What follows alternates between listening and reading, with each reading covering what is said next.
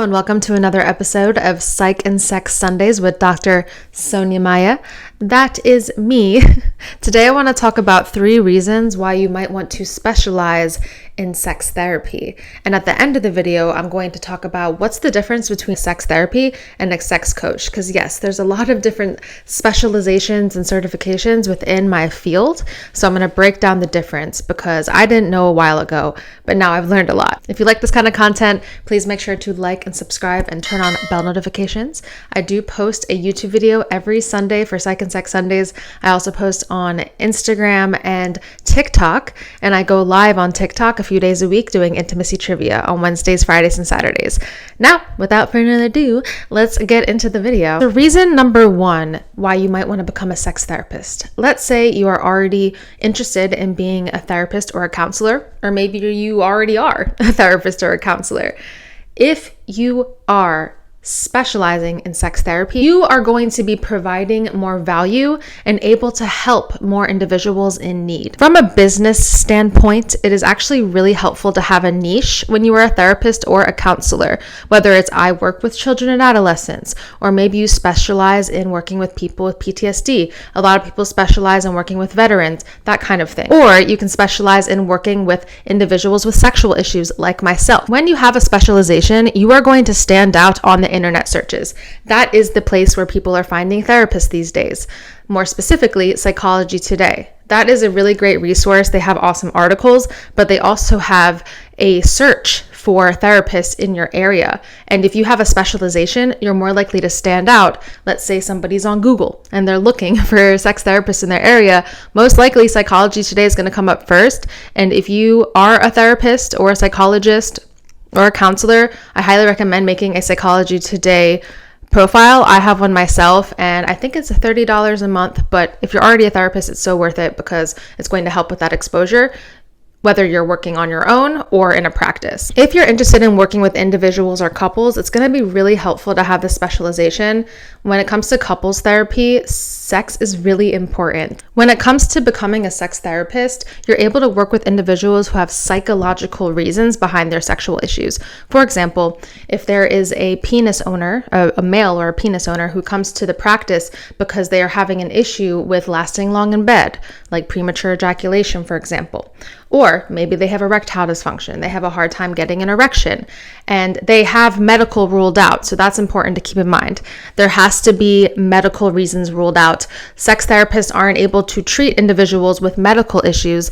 And a lot of the time, erectile dysfunction is related to medical issues. And something I learned recently that I just want to insert here because it's important is that most individuals with heart failure and heart issues have had erectile dysfunction in the past. So if you struggle with erectile issues, make sure that you are getting checked out by a medical doctor, maybe a cardiologist as well, just to rule it out because it is a predisposition for heart failure sometimes. Of course, not everybody with erectile dysfunction has heart issues. I think it's more than half of individuals with heart issues have had erectile dysfunction. So definitely keep that in mind. If you are a sex therapist, you're going to be more valuable to individuals who participate in consensual non-monogamy. So individuals who are polyamorous. And a lot of people have a hard time understanding that. There is limited research on this area, but individuals who specialize in sexual issues typically have pretty good training in that area, like myself. You'll be able to help individuals and couples with desire discrepancies. For example, it's very common for one individual in a couple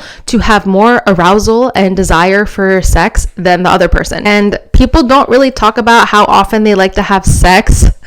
It's something that should be talked about more, but especially in the honeymoon phase, people aren't really having these very necessary conversations. So longer down the line, maybe like 6 months to a year later, they realize that they don't have the same amount of desire as their partner, and then it becomes an issue. As a sex therapist or a therapist who specializes in sexual issues, you can help individuals navigate communication about sex, which is really, really important.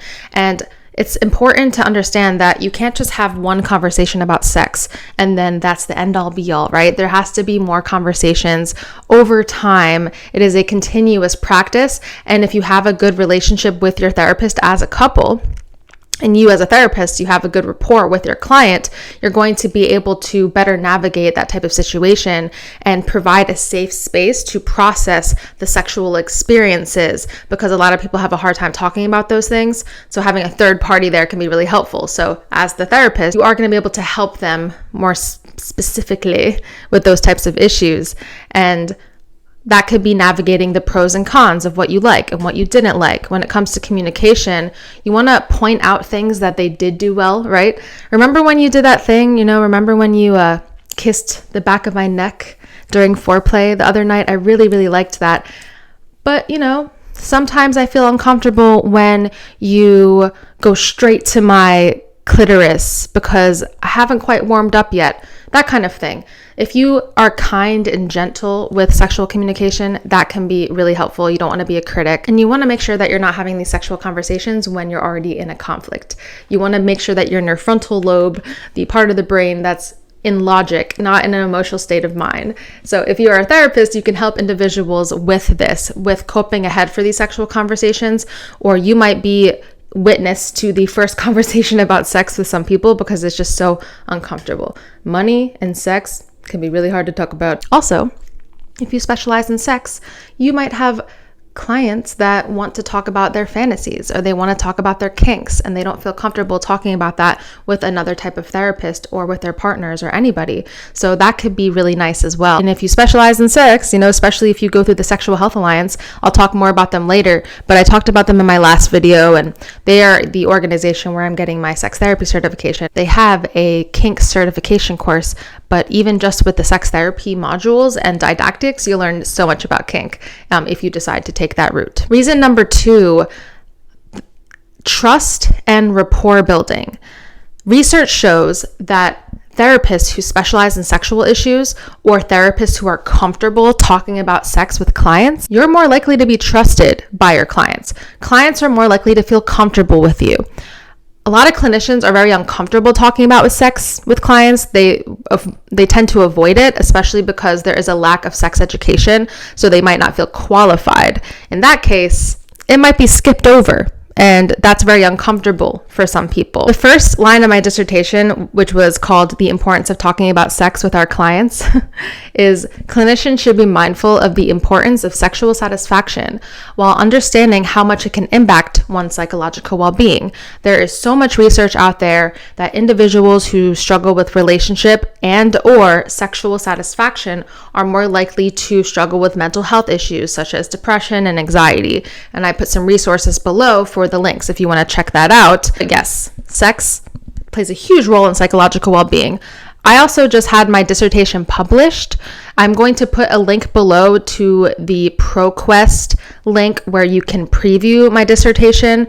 I'm not really sure how it works if you wanted to download and actually, get access to the full thing. But if you want to read some of my lit review, you can just see it for free in that preview. So check that out if you feel like it. A lot of the resources and the references I'm referring to are in my dissertation lit review because I did a whole lot of research on this exact subject. When clinicians avoid the conversation of sex with their clients, this can increase the shame associated with sex for a lot of people. And being a good therapist is being able to treat an individual without bias and allow a comfortable space for them to open up about what's on their mind, and that might be sexual concerns. So if you specialize in sex, you're definitely going to have that covered, and you're going to feel a lot more comfortable with it. When you become sex therapy certified, there is something that you have to participate in called a SAR. It's a sexual attitude reassessment. I did my first one, I believe I think it was in December. Yes, December 2nd and 3rd. The Grinch stole my big O. And it was amazing. It's an educational experience where you watch a bunch of sexually explicit content with a bunch of other professionals and supervisors, and then you talk about your reaction to it afterwards.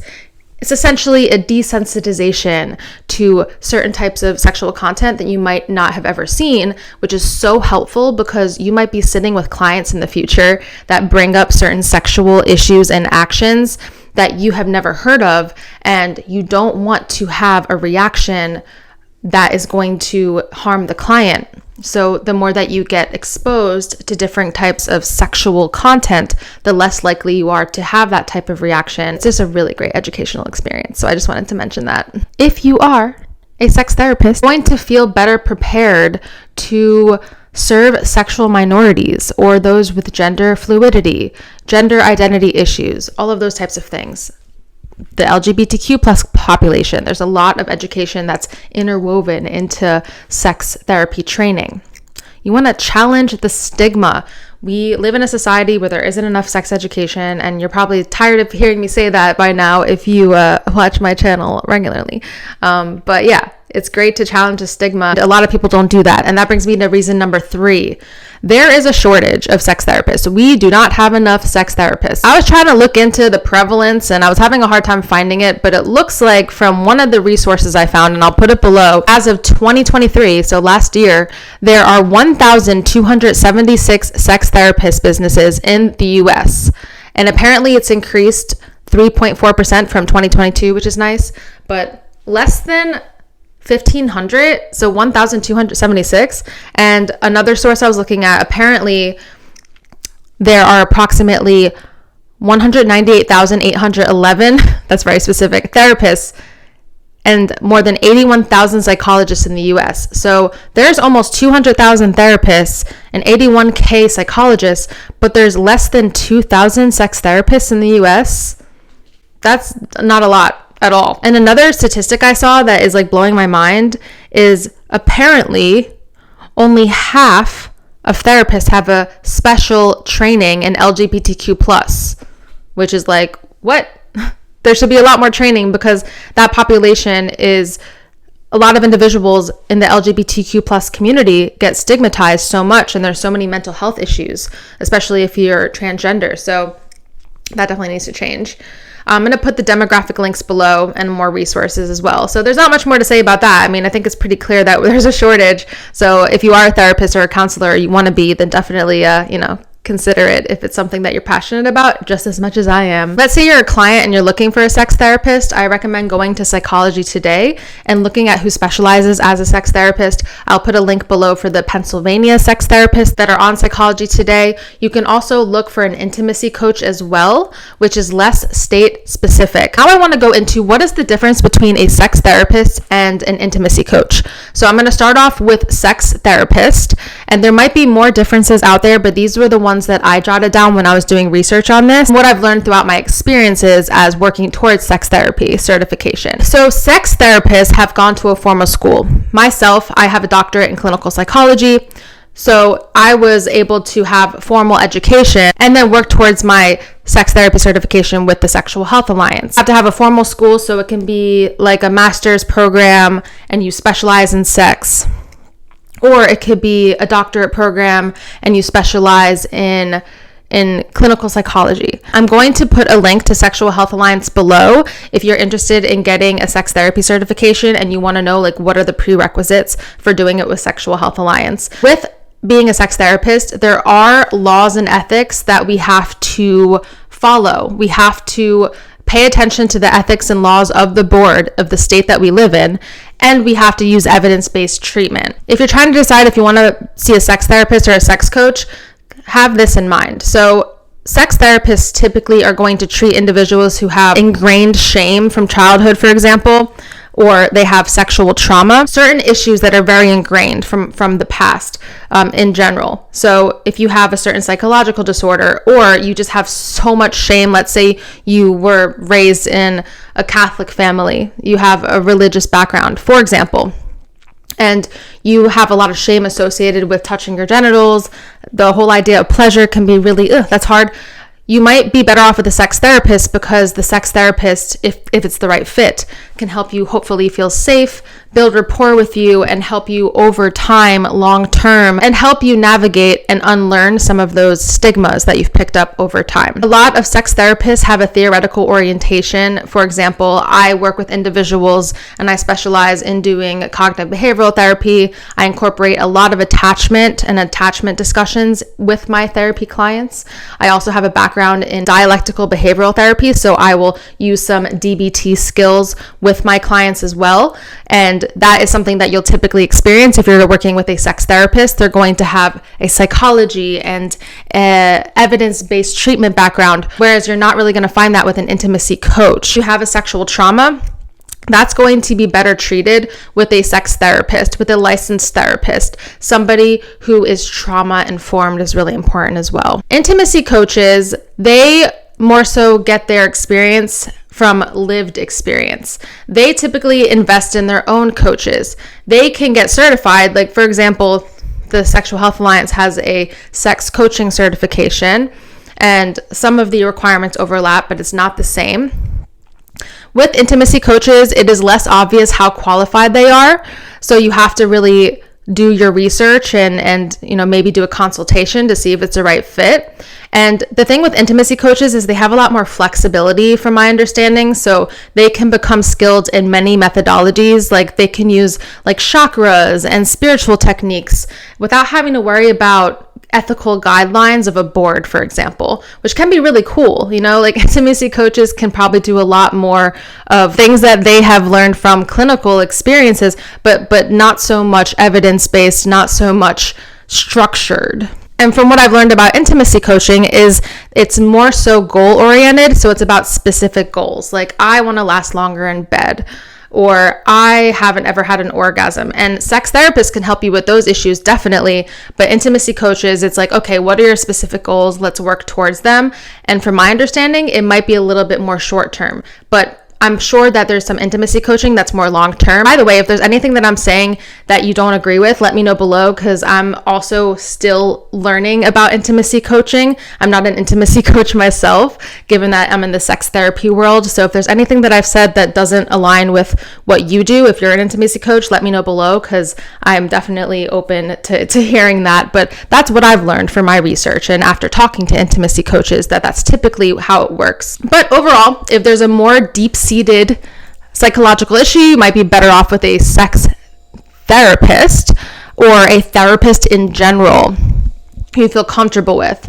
And if it's more related to just your sex life and it's a more kind of like, this one goal, you might be better off with an intimacy coach. It's really going to depend on the individual and the rapport with that person. Because as I'm sure you know, it's never a one size fits all with any of these things. And by the way, sex therapists and intimacy coaches and sex educators, none of us do physical touch, nothing hands-on. So that's a huge myth. We're not going to be touching our clients or anything like that. That's a huge ethical concern. I just wanted to clarify that. So if you're interested in becoming a sex therapist or a sex coach, Sexual Health Alliance, where I'm getting my certification, they have a quiz that you can take for what certification is right for you. I'm going to put that below if you want to check that out. Also, Sexual Health Alliance can help set you up to get AASECT certified. So AASECT certified means the American Association of Sexuality Educators, Counselors, and Therapists. It's an organization that is dedicated to promoting and understanding human sexuality and providing professional training and certification for sex educators, counselors, and therapists.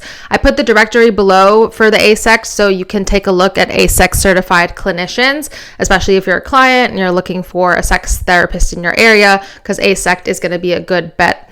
And they have specific requirements, like for example, you have to do 300 clinical hours as a sex therapist in order to qualify to apply. You have to get 50 supervision hours, and there's a lot more where that comes from, but we won't get into it too much. That's goals for future Sonya. So check back with me in a couple of years on that last one because I'm on my way. As I may have mentioned before, you can work on becoming a sex therapist, a sex coach, a sex counselor, a sex educator, and Sexual Health Alliance has certification programs for all of those, as well as kink informed or consensual non-monogamy informed. It's really helpful. And if you want to contact Sexual Health Alliance, if you're not sure about prerequisites or if you have a question, then definitely email them. Putting the email below if you want to reach out and ask for yourself if you have individual questions. Hope this was helpful as you think about career planning or maybe those next steps or how you can bring the most value to your clients. Or if you're a client and you don't really know what's a sex therapist versus a sex coach.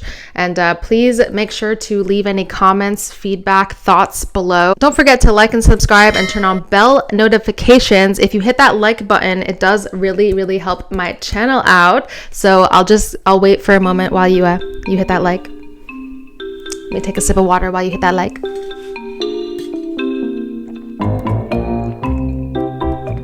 Are you done? Okay, thanks. I love you. If you want to check me out on TikTok Live, I do go live Wednesdays, Fridays, and Saturdays. And the top gifter, my top supporters, are going to be winning a prize. I just got shipped these condom tins from One Condoms. I'm putting a link below for One Condoms as well because they have amazing condoms. And they printed my face on the condom tin. And wait, let me show you. Hold on, let me put my mic down. And look, condoms with my face on it. So if you want a chance to win a free condom tin, check out my intimacy trivias on TikTok, Sonya_Maya, Wednesdays, Fridays, or Saturdays, as long as I'm not socializing. I also have a FanPal. The link is going to be below as well. If you want to request sexual health topics for YouTube videos, TikToks, or on Instagram, then subscribe to my FanPal, and I post exclusive content there every Friday. Thank you so much for watching this video.